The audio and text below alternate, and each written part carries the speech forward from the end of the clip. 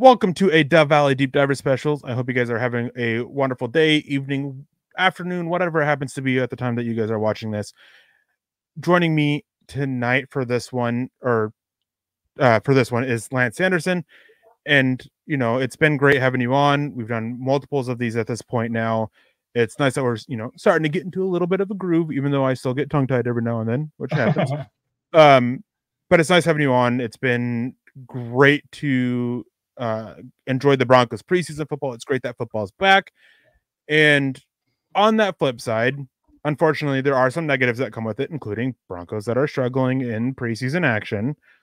So, I mean, really, let's just get into it with some of these Broncos who are struggling in the preseason. I mean, we'll do one each on offense and defense. So 2 offensive players, 2 defensive players, and hope you guys are listening to this. Before we get into that fully, though, make sure you guys leave a like, you're subscribed, comment down below. If you guys comment a question, we'll try to answer it as early as we possibly can. That's the easiest way to get feedback back to us. And if you guys ever have a topic that you guys would like to see us talk about or discuss, again, leave it in the comment section. Reach out to us on Twitter at Erick Trickel, at Lance S_MHH. We can sit there and we can try to figure it out. Although scheduling sometimes can be a little bit of an issue due to time differences in real life, but we're working it out. Again, working out the kinks. But anyways, Broncos struggling in the preseason action so far. For me, they're on offense. There are a few guys we could look at. A couple guys on the offensive line who were, expected to be, backup swing tackle in Alex Palczewski, the starting center in Alex Forsyth. You could even sit there and talk about a little bit about Adam Trotman because he's been a little inconsistent.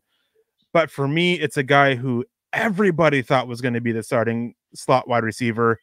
Still has a role on special teams, but it's Marvin Mims. It has been made abundantly clear this is not your starting slot receiver. Your starting slot receiver, everybody, is Tim Patrick. Yep. The starting trio is Courtland Sutton on one side, Josh Reynolds is the other, and then Tim Patrick, and it has been effective. Yes. The way that they work together, the way they mesh, the way they run mesh concepts, the way they do everything has been effective for this Broncos offense. It's been working, and Marvin Mims is just starting to lag behind. I'm not going to throw out that B word yet. I'm not going to say he's a bust. Like, that's not what I'm saying. Don't get me wrong with this. There's still plenty of time for him to turn it over. We need to start seeing that happen and materialize on the field, because being a great special teams player isn't enough for the 64th overall pick or 63rd overall pick that you traded up to get. But he is not trending in the right direction. This has not been a good preseason for him against the Packers. There were multiple times where he seemed to run the wrong routes. One of them, he ran into his own teammate who had the ball, which led to a short play and an easy tackle. It has been really rough from him. And his rookie season, while he made those big explosive plays, there were multiple blunders as well. Just haven't seen the progress you want to see, which I think is what makes him stand out even more as a Bronco who is struggling in this preseason. You're absolutely right, Eric. And I think that one of the big things here with Marvin Mims was not necessarily touted as a great route runner coming out of college. I mean, if you ask the guy, he'd tell you he's the best route runner in the draft, but it's really not been the case. He's struggling with speed variation right now. He's struggling with speed acceleration coming into and out of his brakes. There's a lot of lower body issues that he's having in terms of balance. He's falling off balance coming out of his brakes. And a big thing is, it seems like the one-trick pony aspect here. He is literally a straight line vertical threat. And I'm not necessarily going to give him a pass on this, but at the same time, we do need to also accept the reality of the situation. Pushing the ball down the field has not been necessarily a huge focus for this Broncos offense right now. They are really trying to dial in and get this team to play on schedule, on script, and just focus on what Sean Payton wants this team to be offensively, which is run the ball first, get the ball out of the quarterback's hands, get the ball to your playmakers, and just allow them to be the guys to move the football down the field. The explosive plays that Marvin Mims brings to this offense haven't necessarily been dialed up for the most part. I mean, we saw against the Green Bay Packers, Bo Nix had that great dig route to Courtland Sutton that got him into the red zone. They worked with Marvin Mims against the Indianapolis Colts on that really nifty, it was a wasn't necessarily play action. It was a jet sweep where they ran a quick out. Bo Nix hit him for a touchdown. That was a great play as well. But if you're going to highlight the specific strengths of a player that like Marvin Mims,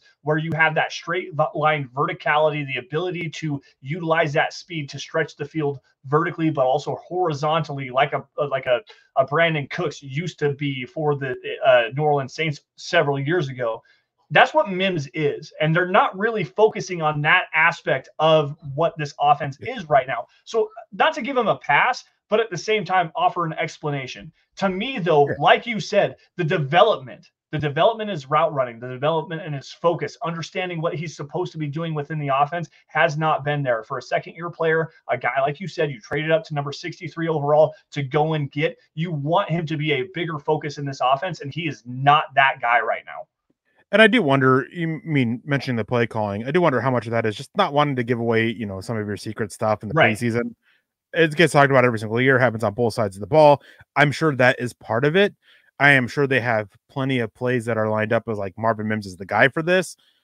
But you mentioned that right now the route running isn't where it needs to be. It needs a straight line, deep threat. So is Troy Franklin, who they traded up to get in the 4th round this year. Who's also struggling.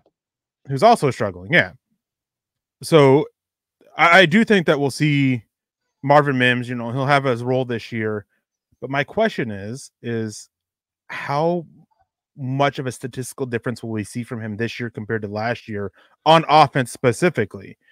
Because I don't think it's not trending in the right way. And that's the big thing. It's not happened. It's not guaranteed. He's not a bust. None of that. He's just not trending in the right way. And there are plenty of reasons for it. But when you watch him play, there are some issues. And one of the issues that I had with him last year, and I'm still having, is his vision with the ball in his hands, which with the new rule changes on kickoffs might hinder his ability to be this great kick returner. Now, we haven't seen him return a kick yet this preseason. I don't think. I believe it's been somebody else. Maybe they're keeping some stuff hidden there, which is entirely possible. So it makes it tough to evaluate a player like Marvin Mims. But another guy that we got to get talking about, Lance, who's struggling on offense for you? To me, it's Alex Forsyth, the center, third year player. He's just struggled against the run. Right. Second year player out of Oregon, obviously had the connection with Bo Nix at Oregon a couple of years ago. But in terms of a run blocker, where we thought that he could really kind of grind out an edge in terms of going to battle against Luke Wattenberg, who's played spectacularly, by the way. Let's shout out Luke Wattenberg, especially his work in the running game. Wattenberg was not touted as a run blocker coming out of Washington a handful of years ago. Alex Forsyth is a guy that can move people. He's a guy that can extend to the second level. He's a good athlete, but he's struggling with play strength and pad level inconsistencies. His footwork and pass protection is not there. He's not recognizing what's going on around him. The line protection calls have not been great. He's only been seeing time at guard as well, which is definitely noteworthy, at least in the preseason games and the preseason action we've seen of him thus far. So to me, that's a big red flag in his development. And quite honestly, the penalties on top of everything, he has 3 holding penalties in the preseason thus far. It's been not good on that front. I think he has a false start in there as well. We're not talking about cut to bring him back on the practice squad. We're talking about cut to just be done and move on. Sam Mustipher has stepped up. Luke Wattenberg is probably going to win the starting job this year. And Forsyth the struggles have been very real for him. Yeah, and with Alex Forsyth, just to be clear, he actually has played the second most snaps at center among the 3. Okay, so he is the only one who has played snaps at guard. Okay, so his total snap count, he's played 11 snaps at left guard, 22 snaps at right guard, 46 at center.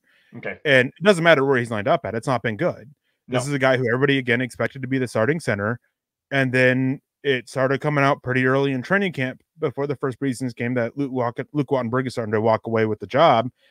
And then we get to the Colts game. Alex Forsyth is a second string center. Then we get to the Packers game, and he's the third string center. Sam Mustipher has overtaken his spot. So yeah, I mean, questioning if he makes this roster is valid.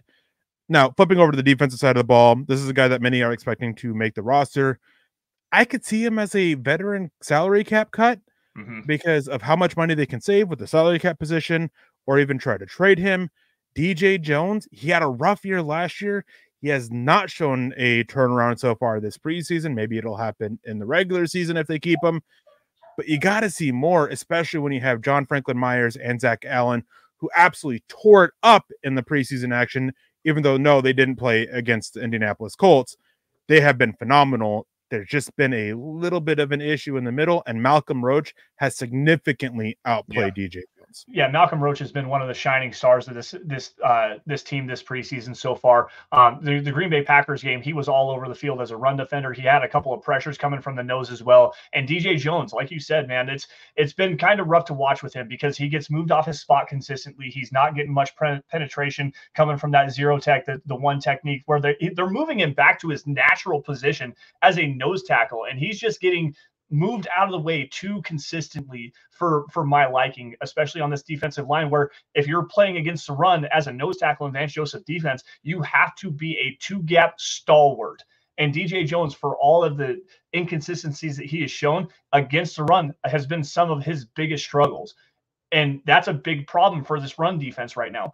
Like I said, Malcolm Roach has been shining. DJ Jones has been hit or miss for the most part. There's some flashes, but it's not the consistent play that we saw from him in his first season with the Denver Broncos or those years that he was with the San Francisco 49ers playing as that nose tackle. And to me, that's a one that I wanted to bring up in this conversation as well. But I'm going to go to the secondary here. And I don't want to necessarily say struggle is the right word here, but it's just a lack of consistency and not making the plays that you need to make at the cornerback position when you're vying for that starting cornerback spot opposite of Pat Surtain. I'm talking about Damari Mathis here, third-year player out of Pittsburgh. Great man coverage cornerback. They're playing a lot more man defensively, at least so far in the preseason, and he's just not been able to keep up. He dropped an interception against the Colts that quite honestly could have been a pick six. The Green Bay Packers kind of targeted him a little bit. The inconsistencies. He's allowing too much separation. He's not making plays on the football. Still a solid tackler by every stretch of the imagination. He's been a great tackler out in open space. But in terms of a guy that was tabbed as a starter last season, got replaced by Fabian Moreau, and now Riley Moss is going to win that second cornerback job, at least from everything that I've been told. Damari Mathis, man, I got to see more out of him. Yeah, it's just one of those things that when the play is there in front of you, you got to make it. Yep. When the ball hits you literally in the face, you got to catch it. Like, especially when you are not only fighting for a roster or for a starting job, there's a chance he's fighting for a roster spot because the Broncos have some corners who have really stepped up. Reese Taylor has been playing well. Tremont Smith is a key special teams ace. Chris Abrams-Strain has been playing well. So it could be a situation where that dropped interception literally drops him off the roster. Yep. It's been rough. It's been inconsistent. To be fair, he has only allowed one completion so far where he was the primary guy in target and the primary guy in coverage at the target.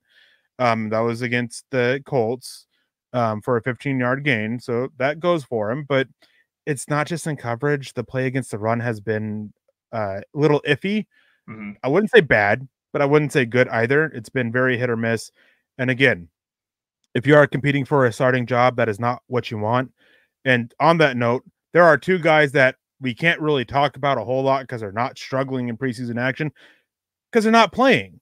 Brandon Jones and Levi Wallace are two guys a lot of people expected to be starters. Brandon Jones is still expected to be a starter. Levi Wallace may have lost it to Riley Moss, but we're not seeing them on the field.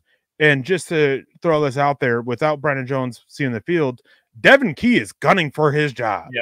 Yep. Like, he is gunning for it. But anyways, man, we talked about him on a previous episode. Those two kids are playing like men with their hair on fire, and they are coming for these roster spots. And I think that one of them is going to be on the roster. The other one's going to hit the practice squad for sure. But one of Keelan Smith or Devin Key is going to be on this roster for sure. I think Devin Key is cemented on the roster. He is the third safety, at least. And he has proven that. I mean, the snap counts have been proven that. He started against the Colts. He started against the Packers next to BJ played Locke. Well, too. And played well. -1 face mask penalty on the first play of the game against the Packers. But that's going to do it for this episode, guys. If you guys have any comments, again, make sure you leave them in the comment section below. We can always, respond back to you later. If you have an idea for a conversation you want us to have or a question, and we really like the question, it could turn into a whole video about it. And we will definitely give a tip of our hat to you guys. Put your name on the screen or something to that effect anyways. But thank you guys for tuning in. Make sure you guys leave a like, subscribe, and again, comment. It helps us out so much. I hope you guys have a wonderful day, have a wonderful evening, wonderful afternoon, whatever happens to be at the time of watching this. And of course, go Broncos. This is going to be at the very least, a fun and exciting season.